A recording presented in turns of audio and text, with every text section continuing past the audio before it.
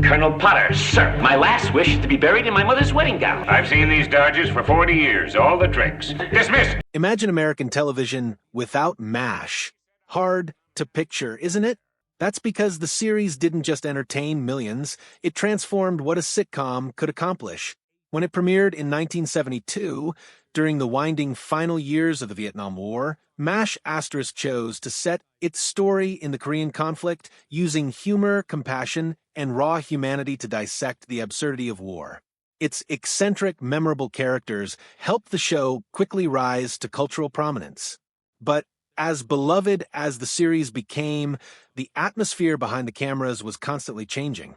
The show grew more ambitious, more emotionally layered, and occasionally more tense. Over time, several major cast members made the difficult decision to walk away. Their reasons ranged from personal to professional, and sometimes far more complicated than the public realized. Let's rewind and uncover the journey of this landmark show and the stories behind the actors who left it. Like many legendary shows, MASH * didn't begin as a television idea. Its roots trace back to literature. In 1968, Dr. Richard Hooker, the pen name of former Korean war surgeon H. Richard Hornberger, published MASH, a novel about 3 army doctors. Drawing on his own wartime experiences, he crafted a fictional but emotionally honest portrait of life inside a mobile surgical hospital. The book struck a remarkable balance between dark humor and human warmth, and audiences embraced it. Hollywood took notice. By 1970, director Robert Altman adapted the novel into a film, a bold satirical black comedy that hit audiences at the height of America's anxieties about Vietnam. Starring Donald Sutherland as Hawkeye Pierce and Elliot Gould as Trapper John, the movie delivered irreverent humor amid stark wartime realities. The film was a commercial and critical triumph, winning the prestigious Palme d'Or at Cannes and an Academy Award for Best Adapted Screenplay. But the cultural impact didn't truly explode until 2 years later, when CBS reimagined the concept for television. Developed by Larry Gelbart and Gene Reynolds, the TV series premiered on September 17, 1972. Though it carried forward the same wartime environment and sardonic tone, the show added a more serialized, character-centric approach. Alan Alda stepped into the role of Hawkeye Pierce, and it wasn't long before he became the emotional epicenter of the entire show. The first season struggled so badly that CBS nearly canceled it. But after moving it to Saturday nights, a genius decision, MASH * found its audience. Ratings skyrocketed, and suddenly it wasn't just a popular show, it was a phenomenon. The series also broke new ground stylistically. It experimented with format, integrated real wartime sound effects, and even used helicopter audio instead of a constant laugh track, radically unconventional for a comedy of its era. Alan Alda eventually became a writer and director for the show, pushing for more authenticity, deeper themes, and more emotional resonance. But as the show aged and evolved, not everyone embraced the shifts. Some cast members felt their characters were shrinking. Others wanted new creative opportunities, and some reached personal breaking points. Let's dive into the stories of the major departures, beginning with the first shocking exit that changed TV history forever. Ask lifelong MASH * fans what moment hit them the hardest, and most will mention the final scene of Season 3's finale, Abyssinia Henry. A single, devastating line delivered by radar cut through the room like ice. Lieutenant Colonel Henry Blake's plane was shot down over the Sea of Japan. There were no survivors. This moment wasn't just shocking, it was groundbreaking. It marked the first major departure of a central cast member, McLean Stevenson, who played the gentle, confused, but deeply lovable Colonel Henry Blake. Stevenson's performance was widely praised. He was the perfect counterbalance to the chaotic environment of the 4077th, sympathetic, overwhelmed, and charmingly human. He even won a Golden Globe for the role. But behind the scenes, he grew frustrated. As Alan Alda began taking a more central role in storytelling, the spotlight shifted, and Stevenson could feel it slipping away from his character. He wanted bigger roles, broader opportunities, and feared he was becoming trapped in a supporting part. In a 1975 interview with People magazine, he famously said, "I want to be number one. I want to carry the show." It wasn't arrogance, it was ambition. Stevenson believed he had what it took to lead his own series. So, after season 3, he told the producers he was leaving. Traditionally, sitcom characters were written off with cheerful goodbyes, transfers, marriages, or off-screen promotions. But MASH Asterisk wasn't just a sitcom. Larry Gelbart and Gene Reynolds sought a chance to make a statement. War kills indiscriminately, and so they made the bold call to kill Henry Blake. When the episode aired, most of the cast didn't even know the final twist. Only Gary Berghoff, Radar, was told in advance so he could prepare emotionally. The reactions on screen were genuine. Thousands of letters poured into CBS. Admiration, anger, heartbreak, disbelief. Stevenson hoped for greener pastures, but after leaving MASH Asterisk, his career took a difficult turn. He signed with NBC and launched The McLean-Stevenson Show, canceled within a season. His next attempt, Hello, Larry, faced even harsher reviews. Years later, Stevenson admitted with regret, "I took myself out of the game." He never recaptured the magic he had on MASH star, but despite the missteps, he remained loved by his co-stars and fans.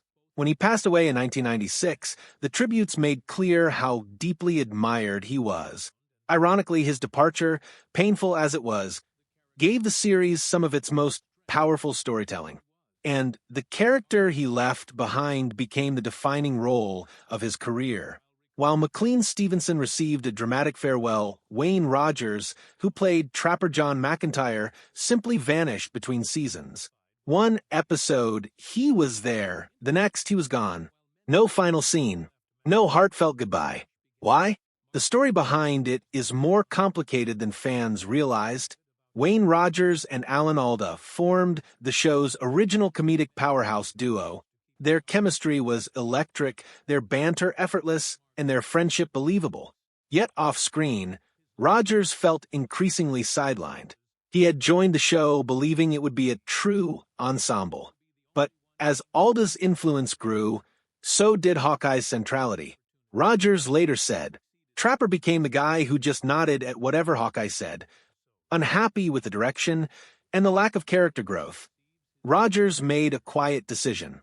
He simply did not renew his contract after season 3. Here's the twist. He had never actually signed his contract in the first place. He'd been working the entire time on a handshake agreement. So when producers threatened to sue him, they had no legal ground. The writers scrambled to rewrite the opening of season 4, explaining that Trapper had been discharged while Hawkeye was away. Many fans were furious. They felt robbed of closure. In Trapper's place came Mike Farrell's B.J. Honeycutt, calmer, more introspective, and emotionally richer. While some viewers preferred the early comedic tone, others felt the show deepened. Off-screen, Wayne Rogers reinvented himself brilliantly. While continuing to act occasionally, he became a highly successful financial investor and later a regular panelist on Cashin' In on Fox News. He made far more money in finance than he ever did in acting. Despite the abrupt exit, Rogers and Alda remained close friends. When Rogers passed away in 2015, Alda wrote, "He was smart, funny, curious, and dedicated. I'll miss him terribly." Though Trapper's departure was sudden, the character remains a fan favorite, remembered for his charm, humor, and partnership with Hawkeye. Gary Berghoff's departure was neither loud nor dramatic. It was deeply emotional. To audiences, Gary was Radar O'Reilly, the innocent, intuitive company clerk who embodied the show's soul. Radar could sense helicopters before anyone else, carried a teddy bear as a symbol of lost innocence, and held the 4077th together through pure heart. But behind Radar's gentle presence was an actor fighting private battles. Berghoff was the only cast member who reprised his role from the original film. But the TV Radar, shy, sweet, vulnerable, was Gary's creation. His performance became iconic. Yet, as the years progressed, the pressures of filming overwhelmed him. Gary struggled with anxiety and depression, something largely hidden at the time. The relentless production schedule took a toll. Even worse, he often felt overshadowed and underappreciated by the studio. But the deepest pain came from missing his family. He later confessed that losing precious early years with his daughter was a regret he carried for life. By season 7, he was exhausted. Eventually, he asked for lighter schedules and more time off. The producers tried to accommodate him, but emotionally, Gary had reached his limit. His farewell was handled with tenderness. In the two-part episode, Goodbye, Radar, the character realizes that his mother and family farm need him back home. His final walk away from camp, leaving his teddy bear on Hawkeye's bed, became one of the most heartbreaking moments in TV history. After leaving, Berghoff mostly withdrew from Hollywood. He starred in a brief spin-off, Walter *, but it never took off. He then turned to painting, wildlife conservation, and inventing, securing several patents, including a fishing device. Looking back, Gary said, "I left for 2 reasons, my family and burnout." Today, he lives quietly, rarely appearing in public, but Radar's legacy remains untouched. Early MASH simply wouldn't have worked without Frank Burns, the uptight, insecure, self-important antagonist who made viewers groan and laugh in equal measure. Larry Linville played him flawlessly. His petty jealousy, his affair with hot lips, his devotion to military rules, all portrayed with expert comedic timing. But as the show matured, Frank didn't. Other characters deepened. They faced moral dilemmas, trauma, growth. Frank remained stuck, more caricature than character. Larry Linville, who had far wider acting capability than the role allowed, began feeling trapped. By the end of season 5, he made a thoughtful decision. It was time to go. He wasn't fired and wasn't angry. He simply felt he had taken the character as far as possible. With Frank gone, the series shifted. The show no longer relied on a cartoon villain. Instead, it leaned into deeper emotional storytelling. Linville continued acting in television and film, but Frank Burns remained his most iconic role, a character audiences loved to hate. When Frank exited, a replacement was needed, but instead of another buffoonish villain, the show brought in someone entirely different, Charles Emerson Winchester III, portrayed by David Ogden Stiers. Winchester was cultured, brilliant, arrogant, and impeccably mannered, a far cry from Frank's buffoonery. He wasn't there to be mocked. He was there to challenge Hawkeye, BJ, and even the tone of the show. Stiers delivered a masterful performance.